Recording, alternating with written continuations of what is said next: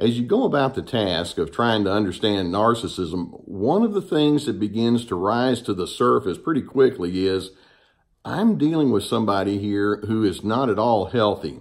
Narcissists are troubled souls. They're underdeveloped in their conscience. They're underdeveloped in the way that they engage with people. They're like a little child who hasn't figured out yet that the world doesn't revolve around them. Now, the deeper you go into your understanding of narcissism, I'm sure that you can see, there are other kinds of traits that spin off of that can seem rather scary. And then many people will ask me, well, yes, I can see the narcissistic element here, but am I dealing with a sociopath? Or perhaps am I even dealing with a psychopath? And I think it's good for you to know what that's all about, because the more you understand what's in front of you, then the more you can make informed decisions about where you're going to go in relation to all of that. So I want to see if I can break down the distinction between narcissism, sociopathy, and the psychopath. And as I do so, I'm going to give a heading to each of these three categories to try to make it a little easier for you to understand. When we talk about narcissism, I'm going to use the heading dismissive. When we talk about a sociopath, I'm going to use the heading schemer. And then when we talk about the psychopath, I'm going to use the heading predator, okay? And I think you can already see where we're going with this. It actually becomes a continuum with the psychopath all the way down at the far end. Now, you know that with the narcissist, we have very high need for control, a very low level of empathy, a lot of exploitive and manipulative behavior. They must be in charge. They must be superior. They have an alternate view of reality. They can rationalize anything and everything. And then when I put it under the heading of dismissive, then there's certain other elements that we can add to that. For example, the narcissist will overvalue themselves, which predictably says then they undervalue you.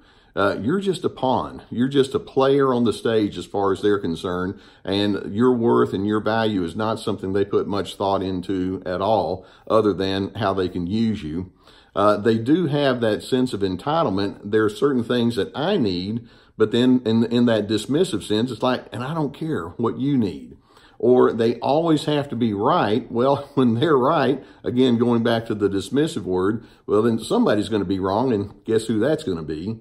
They have a strongly critical mindset, and so in their criticism, there just has to be somebody who has to take the brunt of their annoyance and impatience and irritability, and again, that's going to be you. And so basically, the narcissist concludes, I'm really glad that I'm me, and boy, would I hate to have to be you. And these are people that it's impossible to deal with them on any kind of long-term basis where you're going to have some satisfaction. Now, let's take it up a notch, and let's go to the category of sociopathy.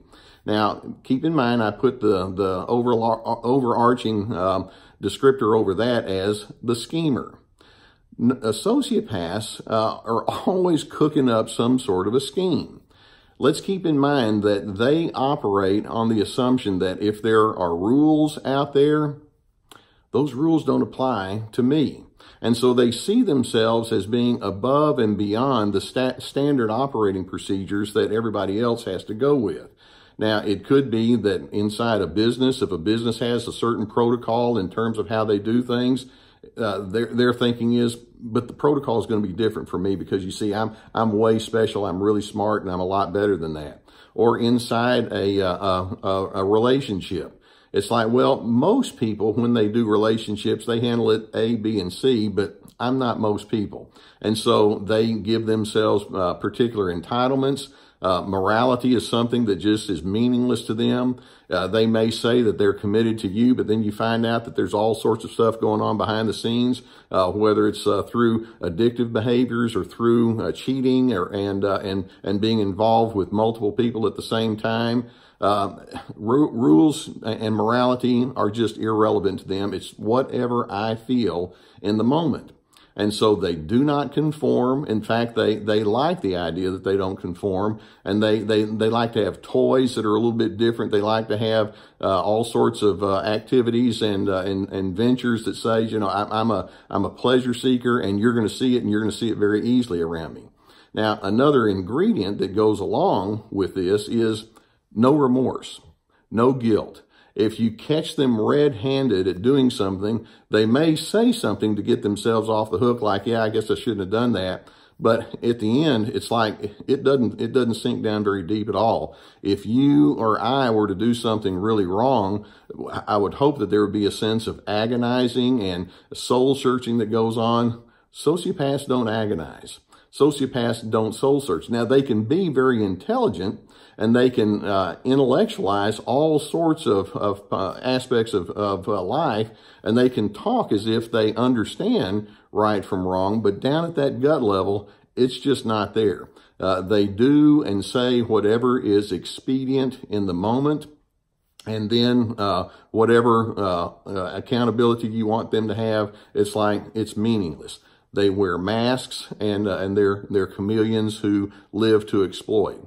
Now, one of the things we can say about sociopaths is they can be very skilled at picking out people that can be duped, or picking out people that can be manipulated, and because they're slick talkers and they can say whatever needs to be said in the moment and bring you in, and they tend to work pretty quickly. And so one of the things that you want to watch for is when somebody tries to get you to join them in perhaps something that seems a little bit fishy, but they say, come on, it's okay, and they work real fast with you because they like pulling people in, because then if there's something wrong, they have someone that they can blame, and it's going to be you. Now, let's go to that place of the psychopath. And I mentioned that the word we're going to have there is predator. Now, a psychopath, well, when you see movies and things on television news and all like that, the psychopath tends to have a very strong criminal mind. I mean, when we say they don't have a conscience, they have zero conscience. It's like they have no regard whatsoever for order. It's completely all about themselves. They have no need for compassion. They do not attach well at all. People are only tools to be used. And so they can be very cold-blooded in the way that they engage with folks.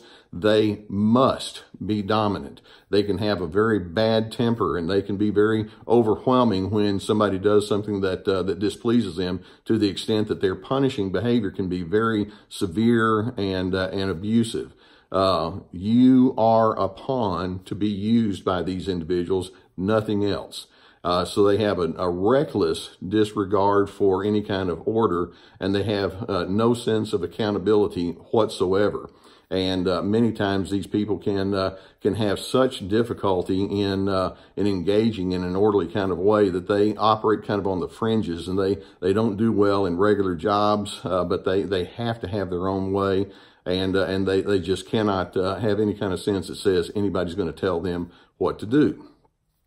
Now, narcissism, the dismissive person, the sociopath, the schemer, and then the psychopath, the predator.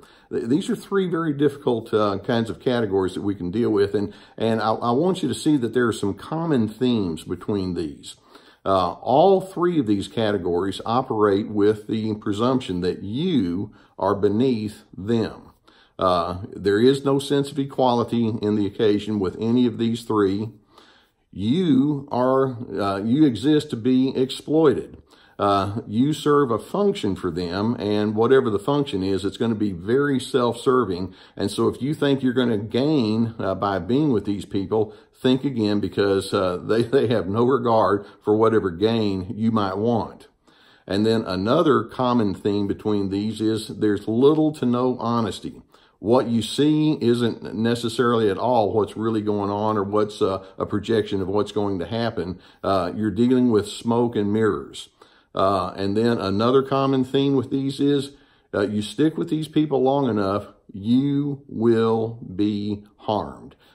These are not people who have any regard for your sense of well-being, and then any plea that you have for better treatment, or any plea that you have for them to see their dysfunction, is going to be dismissed. So it's not a very optimistic kind of thing for us to understand, or for us to engage with, is it?